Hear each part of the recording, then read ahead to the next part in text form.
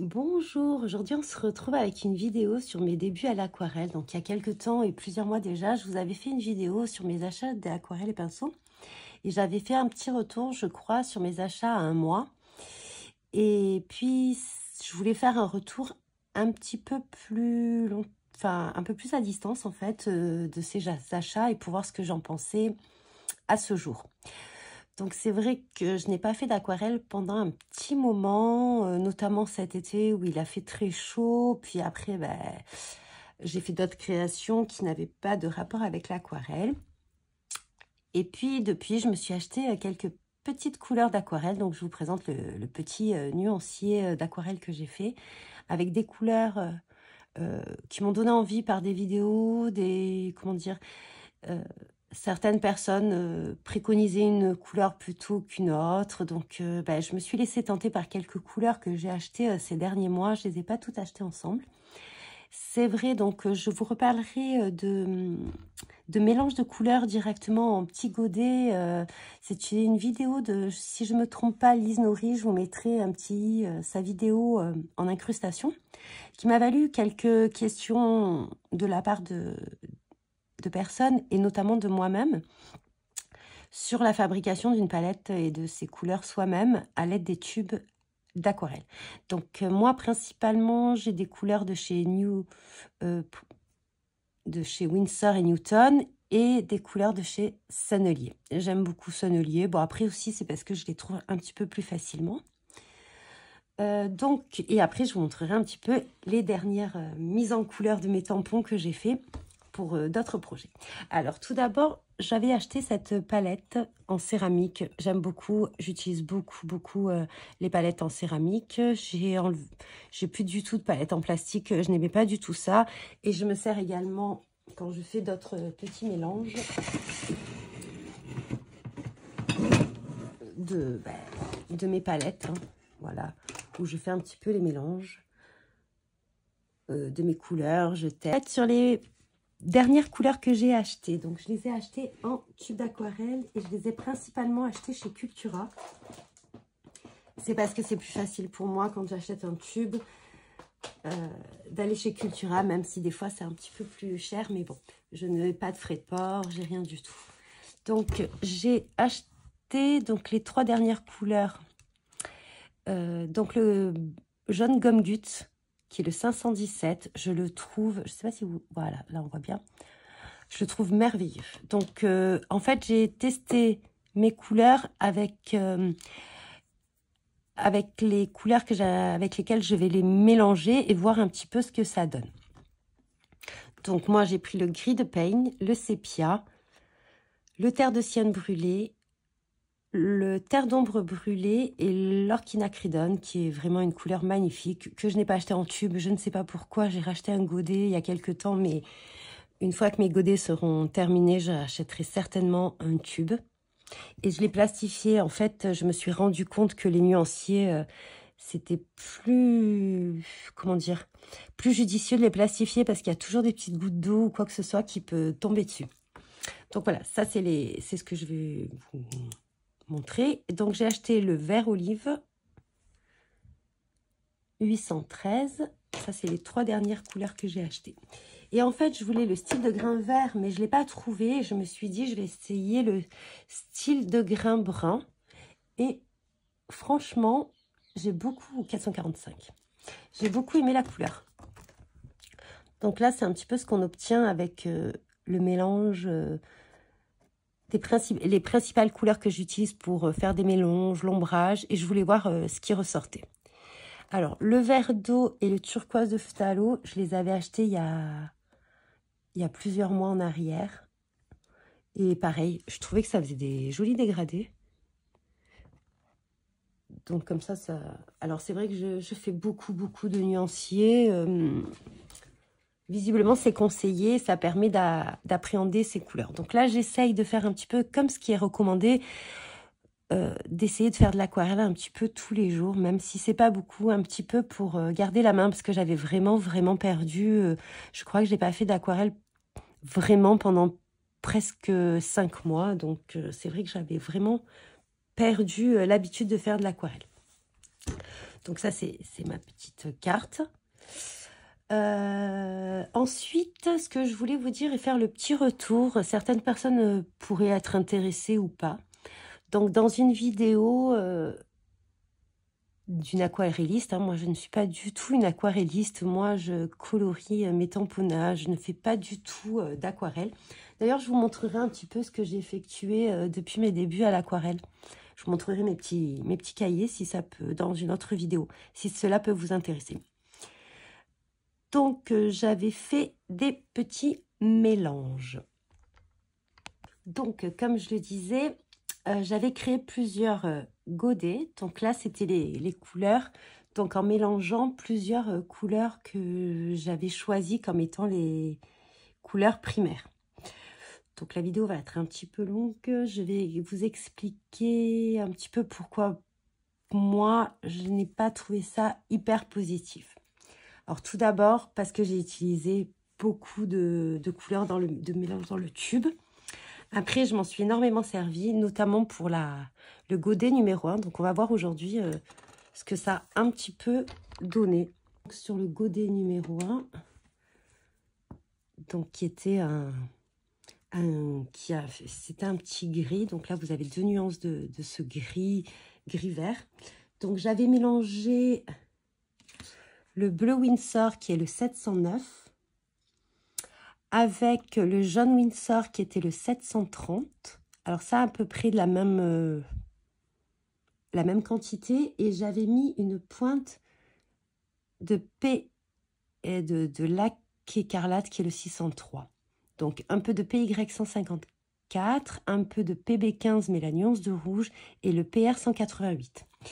Et en fait, donc franchement, je me suis pas mal servi de ce godet. Ça a été quand même positif, mais je pense que je ne suis pas encore assez calée en mélange de couleurs pour effectuer ce genre de mélange. Donc je pense que c'est une assez bonne idée. Vraiment, les godets sont restés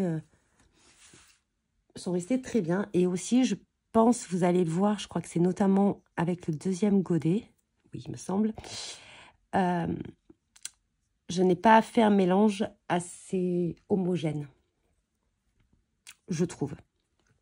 Je pense qu'il me manque un petit peu d'expérience pour faire ce genre de mélange moi-même, en gardant un godet tout près. Donc vous voyez, moi j'aime beaucoup, en fait, c'était des couleurs qui me manquaient un petit peu dans ma consistance. Après, j'ai acquis d'autres couleurs et je peux les obtenir avec d'autres mélanges. Mais je voulais avoir un godet tout près sur des couleurs que j'utilisais vraiment beaucoup, notamment pour faire les bonhommes de neige, dans les vitres un petit peu de teint bleuté. Je trouvais ça pas mal. Donc sur le mélange numéro 2, sur mon godet, donc j'ai utilisé du PV19, le 502, le rose permanent, et le 707, le bleu Windsor, mais nuance verte, environ la même quantité. Et j'ai rajouté du 722, à peu près à 1/3 de la quantité du rose et du bleu mélangé. Et donc là, alors là, hop, on va voir ce que ça donne maintenant. Après plusieurs mois d'utilisation, ce que ça en fait. Non, ça reste encore... J'avais des zones où en fait, il y avait beaucoup plus de bleu turquoise. Parce que je pense que je n'ai pas fait un mélange, quand j'ai touillé un petit peu, je n'ai pas fait un mélange assez homogène. Du coup, le bleu ressort beaucoup plus qu'un bleu gris. C'est ce que je désirais un petit peu, la couleur de la neige, des bonhommes de neige, tout ça. Vous voyez, et à la base, c'était à peu près ça. Donc là, vraiment, on voit vraiment le bleu Windsor qui remonte à la surface. Ensuite, une couleur que vraiment je me suis beaucoup servi également. Donc, c'est mon godet numéro 3. Alors, le godet numéro 3, donc c'était du 502 plus du 707 également, environ la même quantité. Et j'ai rajouté une quantité un peu plus importante de jaune. 722, qui est le jaune citron de chez Winsor. Plus importante que la proportion de rose. C'est ce que j'ai noté. Donc, il vous a... Hop, j'ai mis un peu trop d'eau dans le... Donc là, on est au godet numéro 3.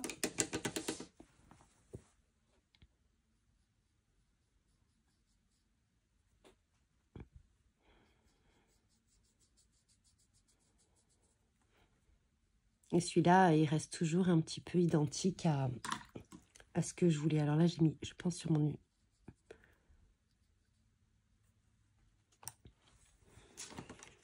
Voilà, ça, c'était la couleur que j'ai obtenue au début.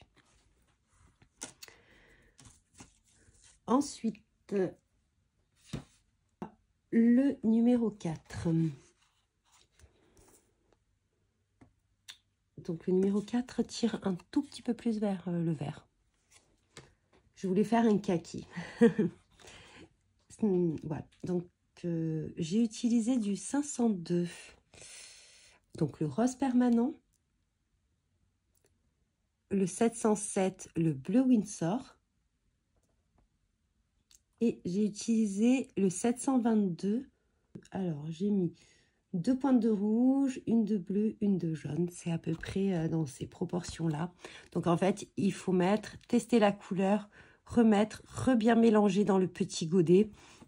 Je vous mettrai vraiment, je vous invite à aller voir sa vidéo. Elle sera beaucoup plus explicite que ce que je peux vous expliquer à l'heure actuelle. Donc là, moi, je suis dans une phase, bien sûr, d'apprentissage.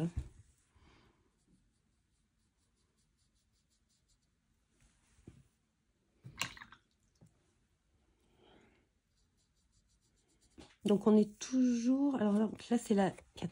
On est toujours un petit peu dans cette même gamme. Donc, je suis assez contente. Après, j'ai fait un flop. Je voulais faire un rouille. Je vais vous montrer mon rouille. Donc, j'ai mis du 730, du 603. Donc, le 730, c'est le jaune Winsor. Du 603, donc c'est le laqué écarlate. Et du 263, qui est le bleu Outre-mer. Alors, le bleu Outre-mer est magnifique. Seulement, bon, donc j'ai essayé d'étudier. Si j'ai bien compris, c'est un pigment minéral. Et en fait, chose que je ne savais pas trop, c'est qu'en fait, il granule un peu. Je ne suis pas très fan des couleurs granuleuses, mais visiblement, au début, personne ne l'est vraiment. Peut-être que dans le temps, j'aimerais bien les couleurs granuleuses. Mais à ce jour, c'est pas trop mon truc. Je pense que je ne sais pas trop l'utiliser. Et en fait, quand vous faites une couleur, je vais vous montrer sur ma palette parce que j'ai fait des mélanges dernièrement. Je ne sais pas si vous comprendrez ce que je veux dire. En fait, quand vous mélangez donc le bleu Outre-mer avec une autre couleur, en fait, vous voyez, quand ça sèche, je ne sais pas si vous le verrez bien, les petits pigments se séparent en fait dans la palette. On voit comme si... On les voit, les différents pigments. Chose qu'on ne voit pas du tout dans une autre couleur en fait. C'est vraiment... Alors moi, j'ai uniquement cette couleur qui fait cet effet-là. Je crois que c'est la seule couleur que j'ai en pigment minéral, si je ne me trompe pas. Et alors, je pense que c'est dû à ça. Je ne sais pas. Je ne suis pas sûre. Mais bon, peut-être. Alors, du coup, on va alors, la 5. Du coup, même dans mon petit godet, on voit qu'il y a vraiment une différence. Alors, c'est pas que les pigments se sont vraiment séparés, mais à mélanger, ça a été ça a été quand même difficile. Donc, du coup, ça n'a pas du tout fait un rouille. Ça a fait un genre de rose, rouge, rouille, je ne sais pas. C'est une couleur qui peut être assez intéressante. Pour faire un peu ton brique. Je le trouve un peu trop rouge. Voilà. Ensuite, pour le dernier godet, je voulais faire un kaki. Un peu plus foncé. Donc, j'ai mis du jaune Winsor,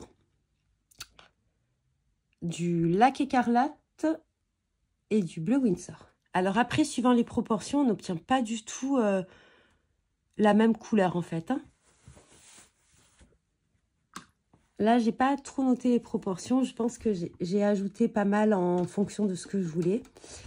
Et pareil, ça a été un petit échec. Pour moi, hein, parce que je voulais du kaki. Maintenant, j'arrive à faire du kaki, mais avec d'autres godets d'aquarelle et pas forcément des pigments, des couleurs monopigmentaires. Voilà.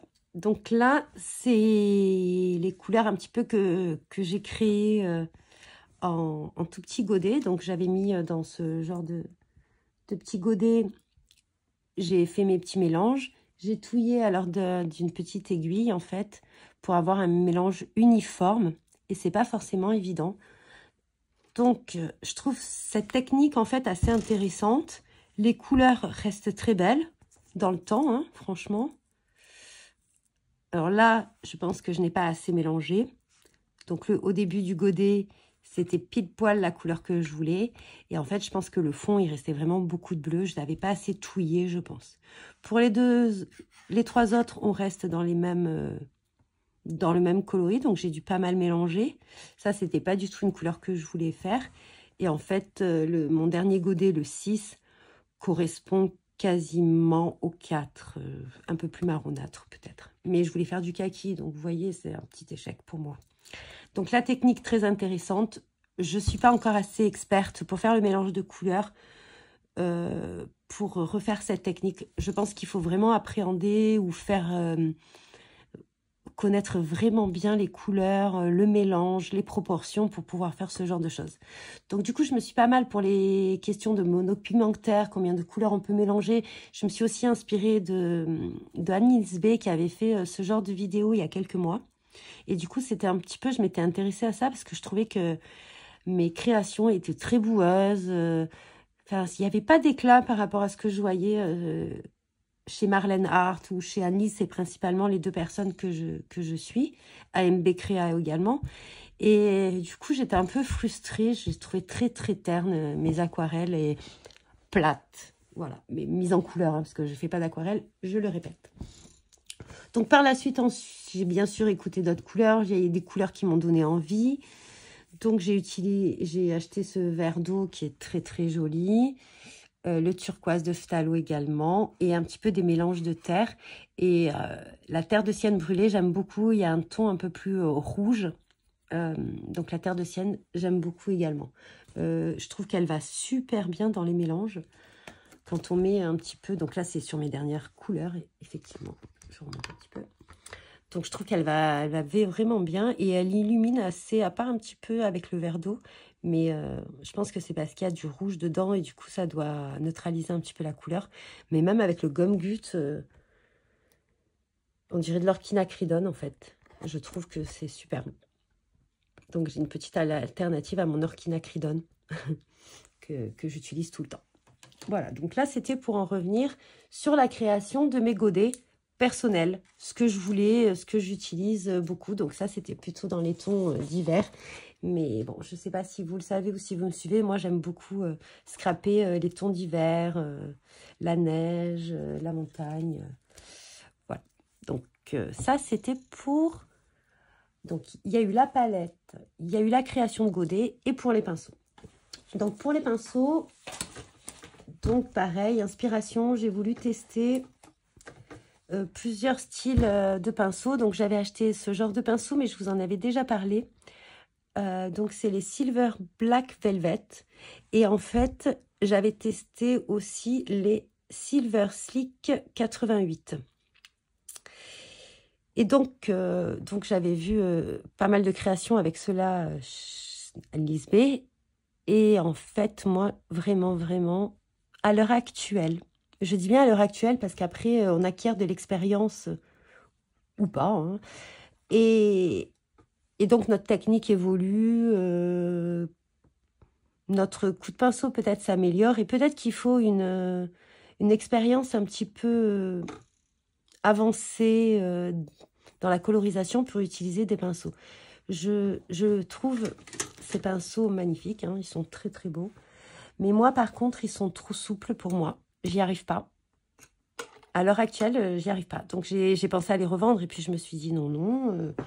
On va voir un petit peu dans le temps. Et ceux-là sont un peu plus durs, un peu plus nerveux et me correspondent beaucoup plus. Donc, c'est ceux qui ont la bague argentée, mais qui sont violets.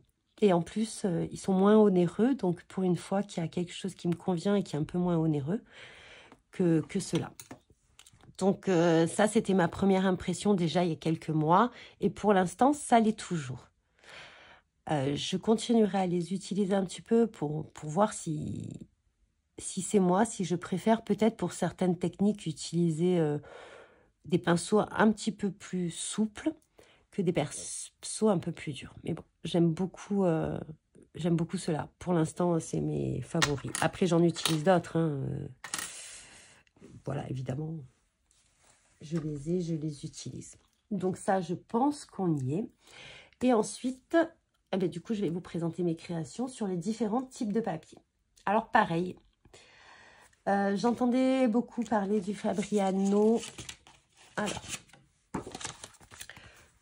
Artistico Coton Extra White. Du coup, je voulais absolument du 100% coton, tester le 100% coton parce que je visualise plusieurs vidéos d'aquarelle. Et en fait, ce que je comprends, c'est que quand même sur le 100% coton, on a des attentes et des résultats qui ne sont pas du tout les mêmes que sur du papier en cellulose. Donc moi, j'utilisais principalement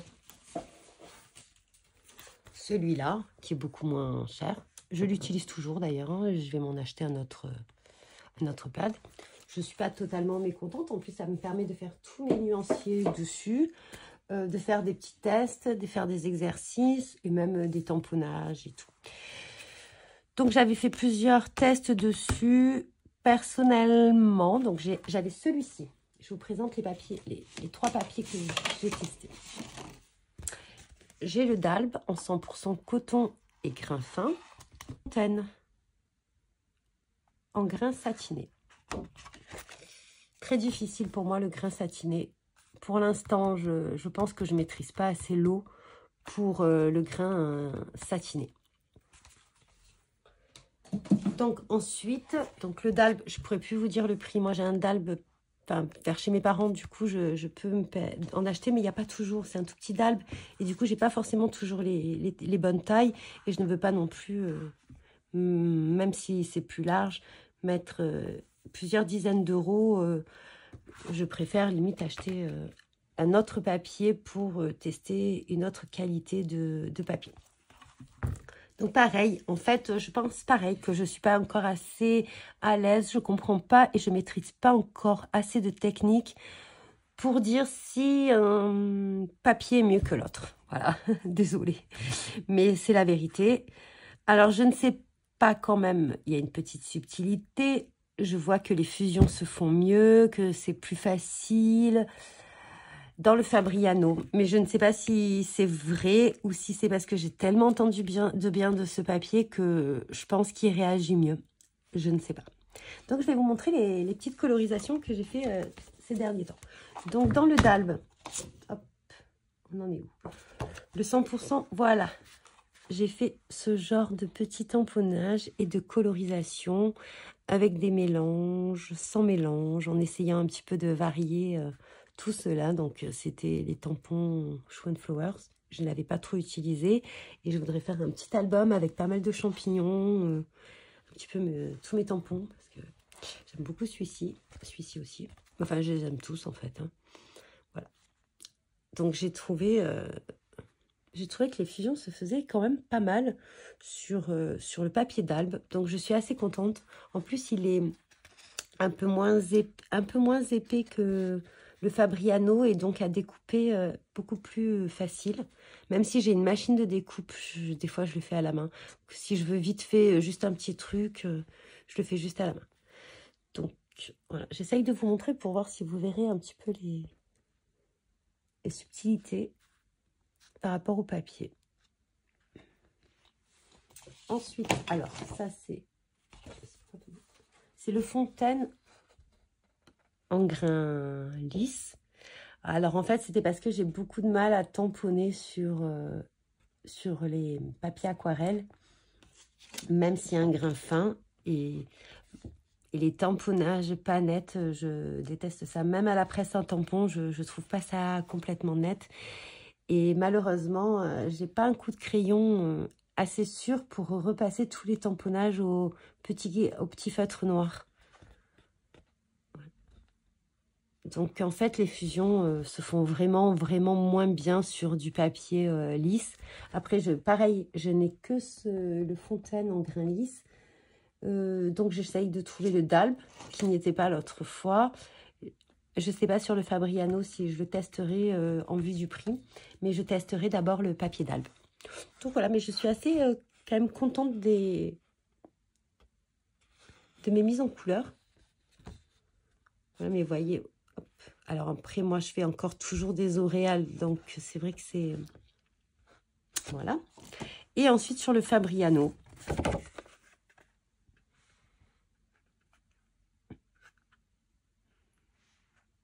Alors, c'est vrai que je trouvais que les fusions se faisaient beaucoup mieux. Mais est-ce que c'est juste parce que ce papier est de bonne qualité, enfin, ce qu'on dit de bonne qualité, ou est-ce vraiment vrai? Je pense qu'il va falloir que je teste encore un petit peu. Parce que là, si on peut regarder, comparer un petit peu ce genre de champignons, je trouve que là, la démarcation, elle y est un peu plus. Ici, le fondu s'est fait naturellement. Voilà. Donc, à continuer à tester ces deux papiers pour voir un petit peu. Après, vraiment, le Dalbe est... Vous voyez, mon papier Fabriano, c'est la moitié. Et je crois que le prix était même plus élevé que mon format 18-25. Hein. Après, il y a quand même pas mal de feuilles. Ici, il y en a 25. Mais c'est un format 12,5 sur 18. Donc voilà, donc là, on en est à mes papiers. Donc je ne sais pas si cette vidéo va vous plaire, je ne sais pas ce que vous avez en pensé, mais c'était un petit peu mon retour sur donc, les papiers, les pinceaux, les palettes et mes petits godets d'aquarelle. Donc je vous dis à très bientôt dans une autre vidéo et bon visionnage, bon scrap.